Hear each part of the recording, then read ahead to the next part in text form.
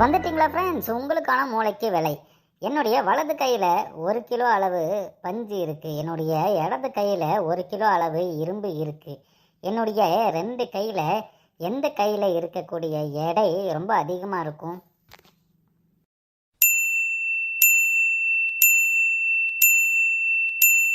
ரெண்டுமே ஒரு கிலோ தான். அதனால் 2 கையில் இருக்கக்கூடிய எடையும் சமமாக இருக்கும்.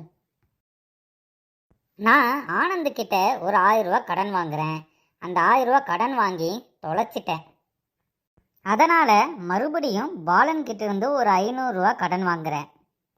500 ரூபா கடன் வாங்கினதில் ஒரு 300 ரூபாக்கு லட்டு வாங்கிடுறேன். அப்போது என்கிட்ட மீதி 200 ரூபா இருக்குது. மீதி 200 ரூபாவில் ஆனந்துக்கு ஒரு 100 ரூபா கடன் பாக்கியும் பாலனுக்கு ஒரு 100 ரூபா கடன் பாக்கியும் கொடுத்துட்றேன். இப்போ கேள்வி என்னென்னா, ஆனந்துக்கு பாக்கி 900ம் பாலனுக்கு பாக்கி 400 ரூபாயும் கொடுக்கணும். 900ம் 400ம் 1300 ரூபா. 300 ரூபாக்கு லட்டு வாங்கினேன். ஸோ 1600 ரூபா ஆச்சு. நான் வாங்கின கடன் 1500 தான். 100 ரூபா எக்ஸ்ட்ரா எப்படி வந்தது?